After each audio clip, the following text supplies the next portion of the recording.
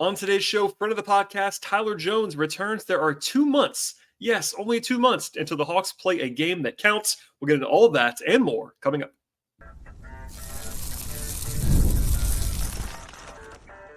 You are Locked On Hawks, your daily Atlanta Hawks podcast. Part of the Locked On Podcast Network. Your team every day. Hello, friends. Welcome to episode 1786 of the Locked On Hawks podcast. I am your host, Brad Rowland, coming to you on a Thursday evening into Friday here in late August. And today's podcast is sponsored by the folks at FanDuel Sportsbook. And now, through September 22nd, all FanDuel customers can bet $5 to get a 3-week free trial of NFL Sunday Ticket from YouTube and YouTube TV. The place to go to check this out is FanDuel.com/LockedOn. I also want to encourage you at the top of the podcast to make sure first listen each and every day here at Locked On Hawks. Please find us on Apple, on Spotify, on Overcast on the audio side, as well as on YouTube on the video side. We actually like this episode as you are watching it right now, and please subscribe to the podcast on that video platform. I will be joined momentarily by my friend Tyler Jones, good friend of the podcast. He's been on the show many times, fan favorite to be sure. He is part of ATL in 29 alongside Kevin Chenard and Glenn Willis. And speaking of Glenn Willis, I had Glenn on the show earlier this week for a 2-part episode about Kobe Buffkin, continuing our player capsule series, and a lot of fun was had, as always, on that conversation. And speaking of 2-part conversations, as we weave this thing together, this is actually going to be part 1 of 2 with myself and Tyler. So stay tuned for part 2. It should be available in this same podcast feed. You're listening to this podcast right now. As soon as this is over, part 2 should be available for you, and I appreciate you sticking around and checking out that episode as well. All right, that's all I have on the intro portion of this podcast, and here we go with myself and Tyler Jones. I'm joined once again by my friend Tyler Jones of ATL in 29. Tyler, it's been too long. How are you? That's interesting, Brad. How am I? Don't you owe people some apologies? What do I have to apologize for? What do I do now? You owe Arthur Blank. Oh Lord, here we go with Arthur Blank. Terry Fartno. The head coach, Rasheed Morris. I think I butchered his name. You owe them all the apology. You owe the Hawks. You owe Landry Fields the apology. Wow, Landry Fields. You owe Tony Wrestler an apology. Like, oh, okay. You owe a lot of apologies, man. Like, Tony Wrestler. You gotta get the apologies out the way early. So we're waiting on it. You were like, how can the Falcons waste a pick on a quarterback? And then no, that's not what I said. I didn't say that. They finally got a pass rusher, first time in like 2 decades. They did that. I will acknowledge. Like 8 years old when John Abraham last played. I'm always over that, but still, like it's been since Abraham, and now it's quiet. Like where are the complaints? I'm confused. I can't complain. I said on Twitter, and we'll move on, I promise. But I said on Twitter, I didn't know how to react. I don't know what to do with a pass rusher. We'll see if that happens. Hopefully he's good. That'd be nice. He's good. And then pertinent to the Hawks podcast that we're doing right now, Tony Wrestler spent money in the draft. You didn't apologize. You didn't apologize when he did that. I did point it out. I did say it was a pleasant surprise that the Hawks spent some money. That's not an apology. That's not an apology. Well, and then Landry was like, you all before the draft, you're like, man, this neophyte front office, they might not know what they're doing. Nobody in the league knows what they're doing, and all of a sudden they don't. Got the deepest team they've had since 2021, winning on the margins, signing somebody like a Dominic Barlow on a 2-way. I praise that. I praise that deal quite a bit. No, what's going on, Brad? Like they've had a good summer. I said this on a 4-year deal. Like they stealing money out of Vit Krejci's family. Yeah, that was play for the Hawks. But no apology from you, Brad. I'm confused. I got some people that were mad at me about the Vit pod I did because I was talking about how it was really bad for the player. Because it is bad for the player. I'm sorry. Money out of his family's pockets. It's the same thing. And we'll go back to the Hawks, but it's the same conversation in a little bit different form, of course, that we all had about like Ozzie Albies and Ronald Acuna when they signed those deals that were like comically team friendly. Albies is I don't know about is looking too team friendly these days. But. No, it is. He's still making peanuts. It's silly. But anyway, we'll move on. Thank you for being here. Number one. I didn't realize until we were about to start recording that we never talked about our summer league. You and I have talked since then, just not on the podcast. So that's on me. It's been too long. We needed to do a podcast anyway, but I it's been longer than I thought. It was like the first week of July when you and I talked last. It was post Murray trade, but pre everything else. You know why we didn't talk about summer league? I don't know why. Nothing happened. Well, that's probably a reason why. He got hurt, and he only played 2 games, and there was no Kobe Buffkin. Mo Gay got hurt like in the 3rd game. It's like, okay, what are we going to talk about? We're going to talk about. Well, I made Glenn talk about it a few times, but yeah, that's probably part of that. I had to travel. You have another podcast that you're on regularly, so I don't feel like you share your takes in other places, which is good. But as we're talking, we are 2 months until the opener. And that's a long time, but it also isn't a long time because media day / training camps in like 5.5 weeks. So like we're getting there. We're closer to training camp now than we are to the draft. Like we're more than halfway through the cycle from the draft to opening night. So that's nice. Where's your head at? I mean, we've gone through the whole cycle now. You and I haven't talked. It's been quiet. The last time I made a transaction was 3 weeks ago. That was you mentioned before, Don Barlow in, Bruno Fernando out. That single day was July 31st. That's 3.5 weeks ago now almost. And now it's like, all right, I've been hearing you guys in 80129 talking about rotations, and I've been talking about position battles and things. And that's kind of where it's kind of like all systems go now toward the season. But it sounds like you're pretty optimistic based on the preamble here about how they'll keep the league. Guys, the Hawks are going 99-0. First time in NBA history, undefeated team is crazy. So that would be fun to cover. I would enjoy that. We're gonna win the title, the in-season cup, NBA Cup, or whatever they call it now. We're gonna win that too. So the NBA Cup presented by whatever, yeah, presented by whoever. But I'm happy because it feels like the Hawks have gotten back to what they did when they made it to the Eastern Conference Finals and won 60 games in the 2014-2015 season, which is not necessarily getting the big fish, but nailing on the margins, because the margins have been where the Hawks have just been decimated. They've gone into basically since the Eastern Conference Finals run and the immediate season after. So that was a COVID. We've talked about the season ad nauseum. It was COVID and injuries. So there's only so much you can do.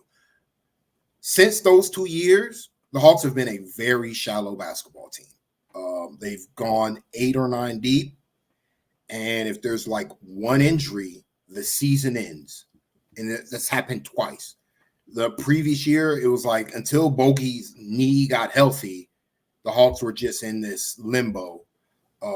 Even though they acquired DeJounte Murray for that not to be the case, they were just in limbo until Bogey got right in the second half of the season, the previous 2 seasons ago. This past year, they let go of John Collins, replaced him with nothing. They thought they were going to roll out with a Sadiq Bey, DeAndre Hunter front court, as if the Hawks playing alongside Trae Young and DeJounte Murray, possibly functionally the smallest team in the NBA. I know there were smaller teams height-wise, but like if you factor in athleticism, physical strength, it's probably the smallest, weakest team in the NBA for when Jalen got hurt, like the season just died. And we praised Jalen all day, and we're going to talk about Jalen a lot.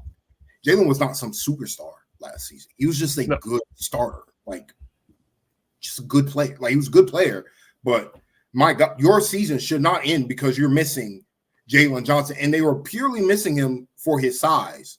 Like they just didn't have the requisite size to compete on an NBA floor on a consistent basis on the defensive end, which put too much pressure on their offense, which meant if they went into any offensive lows, like the game ended.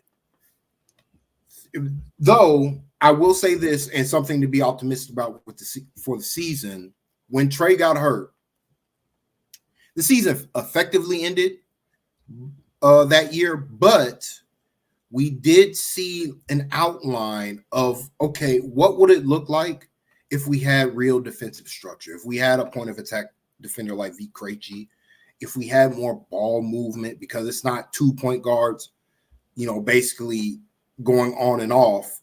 Really, it's just 1 point guard and another guy who's just ISO merchant, but it's not here anymore. Moving on. So, but like you saw, it's like, okay, the offense is trash, but like this defense is functional. You pair that with Trae Young, you might have something. And so it's good to see that the Hawks really attack their weaknesses this offseason, acquiring somebody like Dyson Daniels, drafting a Zachary Reese-Shea, who, when we talk about him, like this, like if he hits, like this is a really good player. Like, getting your margins cleared up by signing somebody like Dominic Barlow, but also still looking to find another point guard. Like there have been reports of them searching, sometimes somewhere in Europe, sometimes here in the G League. Like they're still searching for another primary ball handler or secondary ball handler who can, make some shots and run the offense. Like it's good to see that the Hawks understand, hey, the NBA is too good now, and the season is too long. We got to have 15 to 16 guys who, if they're stepping up on an NBA floor, we don't feel like it's a disaster, because that's how it had been. Like they're 15th, they're 13th to 17. The last couple seasons had been horrific, and it's good to see that the Hawks are now building up by like putting development time into a Mo Gay, so that if Mo has to step up, he might not be a perfect player, but he could give you something. That's just an example, though. Today's show is brought to you by eBay Motors. And passion, drive, and patience for the formula for winning championships. It's also what keeps your ride or die alive. At eBay Motors, they have everything that you need to maintain your vehicle and also level it up to its absolute peak performance. They have everything you need for your vehicle, from superchargers to roof racks, exhaust kits, LED headlights, and much more. Whether you're into speed, into power, or into style, they have you covered across the board at eBay Motors. And they have over 122 million parts for your number one ride or die. You will always find what you're looking for exactly with eBay Motors. And with eBay Guaranteed Fit, your part is guaranteed to fit your ride the first time, every time, or your money's coming back to you, because with eBay Motors, you are burning rubber, but you are not burning any cash. With all the parts that you are needing, and all the prices that you're looking for and what you want, it's easy to turn that car or truck or SUV, etc., into the MVP that you're looking for and bring home that win that you are seeking. Keep your ride or die alive right now at ebaymotors.com. One more time, the place to go is ebaymotors.com. eBay Guaranteed Fit is only available to U.S. customers. Eligible items only. Exclusions apply. Yeah, to your point earlier, when Jalen went down and kind of the emphasis on that, I just want to remind myself, they lost 7 of the next 8 games when Jalen went down. They were 8-7, and then Jalen went down and they lost 7, and they lost 7 and 8. Season immediately ended. Pretty much. But it's anyway, that's part of this. And yeah, I've praised the offseason. I really do believe it was a good offseason. It's gone under the radar. Maybe we'll save some of this for closer to the season, but like some of the predictions markets are starting to eke out there now. I shine a light on one of the ESPN ones today that was like pretty low on the Hawks, let's just say. And I'm very confident that the Hawks will enter the season undervalued nationally. And on some level, it makes sense. Like you kind of need to be paying attention to understand that they probably should be better. I mean, Brad, it doesn't, because all these outlets don't understand that Bogey is really good. Well, let's talk about that. Actually, that's the issue. Like full stop. Let's talk about Bogey. You and I are notably high on Bogey, right? We're high on Bogey. The Olympics, it's interesting because like you and I didn't need the Olympics to understand what Bogey is. Some people did, I'm sure. Like, hey, even Hawks fans. I think you and I shared some mentions with some people that were like, acting like, well, where's this Bogey all the time? And I'm like, this is the Bogey all the time. It's a role situation where he's obviously the number one option on the perimeter on that team, so his usage is higher. But like I saw this from Hawks fans, and I was like, guys, I don't know what you watch regularly. They were like basically saying this guy isn't what the Hawks get, and no, like Bogey's been quite good for basically his entire Hawks tenure. There have been times where his knee's been dragging, and you can kind of see that. But even when he's not healthy, his shooting and his dynamism, like it's very much apparent. And defensively, it's not great, and we've noted that too. But offensively, like he's really, really good. And by the way, he played 79 games last year. Like all the injury stuff, and they're still managing him. Maybe they won't be now. Like this is actually something I wanted to note at some point. I'll just do it now. The Hawks have a new training staff this year that I don't know. This is a new crew. It's the guy from the 49ers coming in. There could be some changes there that I'm unaware of in August. But until now, they've tried to manage Bogey's knee. Last year it worked. Like could he be playing more minutes? Would it be better if he was playing 34 minutes instead of 29 minutes? Maybe. But they got 79 games out of Bogey last year, which they were thrilled about. But he's really, really good. And the only question there has always been like, well, with DeJounte, I actually heard you talking about this with Glenn and Kevin. It was really hard for them to play Trey, DeJounte, and Bogey together. And that meant that for political reasons, all the reasons that you might expect, Bogey didn't close every game. Yeah. So now, in theory, while Trey and Bogey defensively is not a great pairing, we all acknowledge that, I expect Bogey to close every game unless something's weird, because Bogey is their second best offensive player, I think. I know how you feel, but yeah. I'm sure people are going to get mad about that because they're going to say Jalen. There's a chance Jalen is that guy. But to your point earlier, Jalen has been good. He has not been as good as Bogey on offense to this point. Jalen has not run one pick and roll in his career, like where he's probably one run. The design is for him to run the pick and roll and make the decision with the ball in his hands and be the functional point guard of that set. Bogey does that all the time, especially when Trae Young's off the floor. Like even when the Hawks got better when they basically told DeJounte that, hey, we're running the offense through Bogey. You can get your shots up, but like Bogey's the first option. If that's not up there, then you go take over and do whatever you want. Because Bogey's really good. It's funny you mentioned defensive thing, like rated pretty good in the metrics defensively, and I think that speaks to the fact that, and this is something else, like Bogey was one of the few guys on that Hawks team last year who was in his proper role defensively. And probably Trey. Him and Trey probably. The two guys who were like, he's not guarding the elites, but he's off to the side. He's doing the help defense thing. He's getting he overhelps if anything. But you know what? Guess what, Brad? Overhelping, as long as you don't get burnt, it works. It looks actually bad burnt, but for like the reason why he does it is because it does stop teams from doing what they want to do. It can be helpful. Yeah, he's got decent enough size. If he's playing the twos, he's got decent enough size. He's not a zero athlete. He's not a great athlete, obviously, by NBA two guard standards, but he's not a zero athlete. He's fine. He's strong. He's old man strong.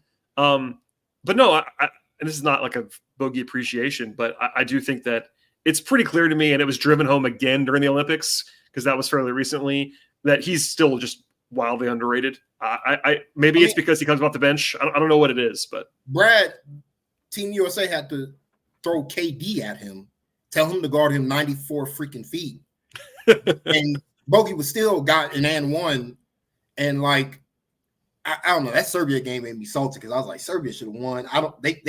Team USA got a 6-point possession out of nowhere. That was and also that was a big one. Also, the backcourt violation that wasn't a that was and Serbia, the US made plays, but Serbia, there were 2 or 3 open looks that if they make one of them, they win. They win. Yeah. But hey, I was rooting for the USA, so I was okay with it. But you're 100% right that they probably should have won. No, but the larger point is that Bogey against the very good defenders on Team USA couldn't do anything with Bogey. I mean, granted, he's playing next to Nikola Jokic. Yeah, it's of course easier to play. And by the way, every day of my life, I get a text or a message from someone in my life that's not a Hawks person trying to send Bogey to Denver. Yeah, good luck to play with Jokic. Yeah, and I'm like, hey, I don't blame you because Bogey's awesome, but hopefully the Hawks don't want to do that because I think that they value Bogey quite a bit. But no, I'm looking forward to it, and I know it's well documented that you and I like the trade, the DeJounte trade, and we like Dyson, all those things, the picks, but also it does mean that Bogey's the number 2 option again. I think the biggest boon is that Bogey's just back to being the second option on the team, clearly, where it's not even a question. There's no politicking going on. There's no debating.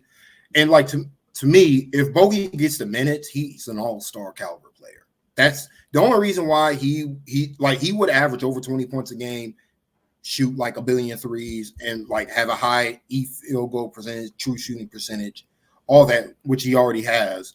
But he would just have the more minutes, more usage, more assists, like all that, if he got the minutes. And that's where it's like, will they play?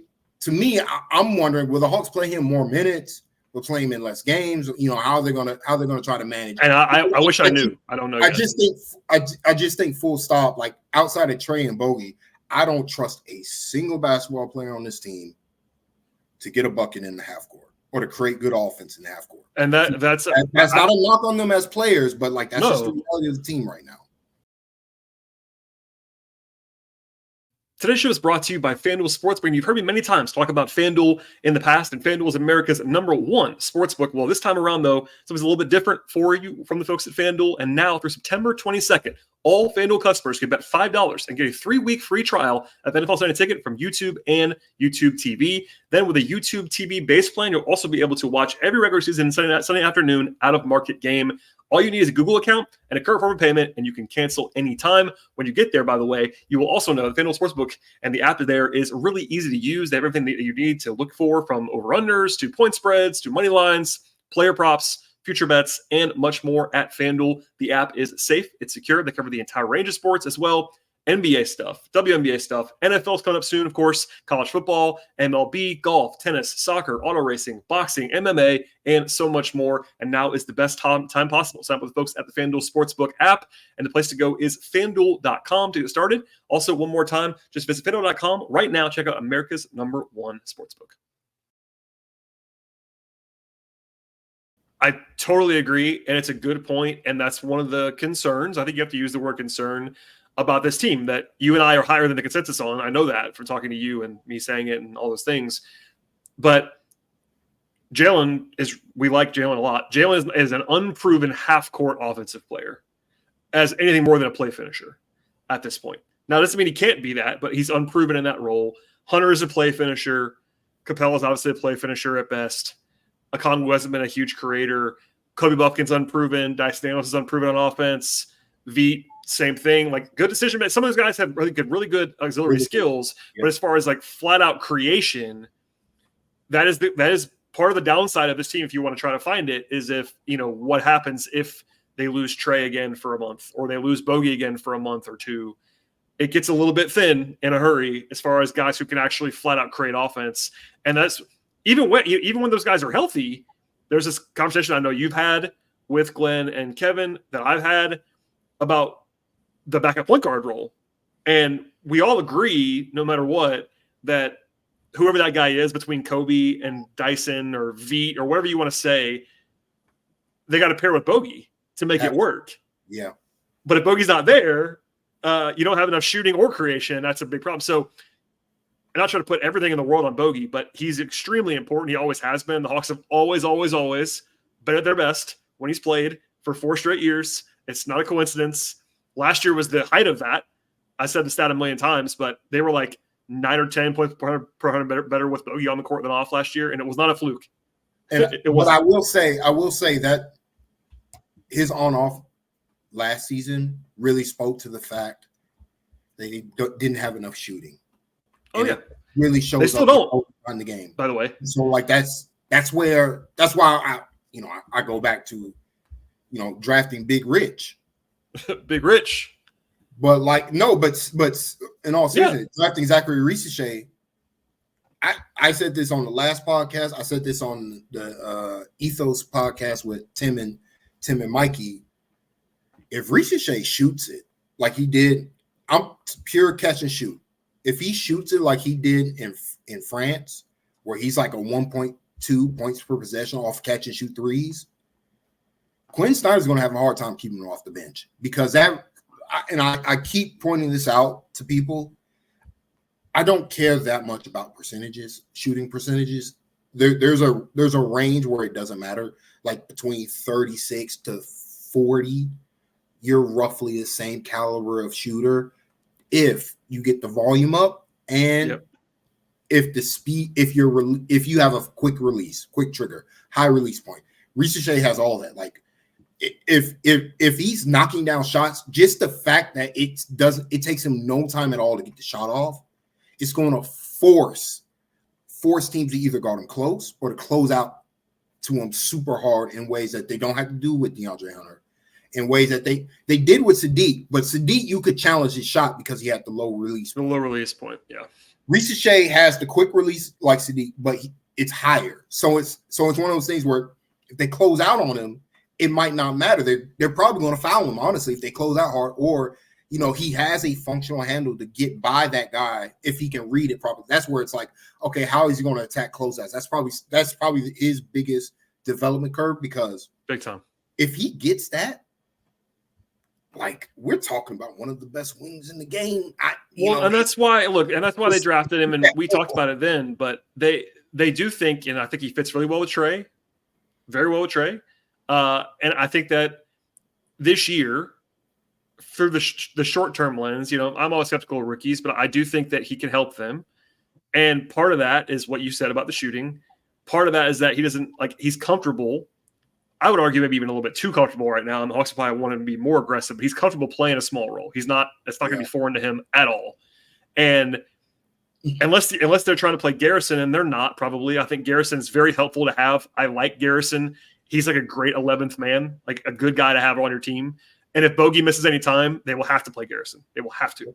But if you don't play Garrison, Bogey's your only real like plus shooter, other than Trey. I mean, Trey's different because he's just going to be on the ball a lot. But you're only, and maybe you're hoping that Reese Shea is the second one of those. And look, Hunter can shoot. Like, you got to guard Hunter. You can't leave him open. He's a good catch and shoot guy. He is. But it takes him a while to get it off. All those things. The issue with Hunter is always the slow release, and it shows up with the smart teams. Smart teams like the Celtics just put their center on him, and it's so hard for the Hawks to overcome that when teams are putting Porzingis or Al Horford on DeAndre Hunter. It's like they help off him because they know they're comfortable. They can get out and close to him and affect his shot because they know he's not, even though he made great strides last season shooting through a contest. That's not something he wants to do, and he also doesn't have the burst to just go by those guys off the dribble. So it's one of those things where it's like, that's why you get somebody like a Reese Shea, just because if it's a quicker release, you can't play games with them. Like if you have that type of release, it's similar to what Bogey has. Like, to me, I look at this team, it's Bogey, Garrison, Reese Shea, and Trey, who are the guys who are like, if Reese Shea's hitting shots, we don't know about on the NBA floor, but it looked good to me in summer league, and what I saw, the limited viewing that I saw of practice, or what they show us, where it's like it's fairly consistent to me.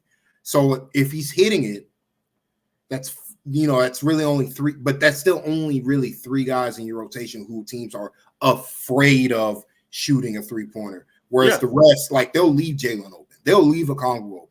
They will close out the Hunter. They don't, like, if you can get Hunter at the 4 consistently, that's good positive value as a shooter. But if he's playing on the wing, he's just not that dynamic as a shooter for a wing size player. So that's one of those things where it's like the Hawk, like, Quinn's going to have to figure something out. Somebody's going to have to step up. It's been a challenge for Quinn since he got here, but even for the team since Gallo was gone.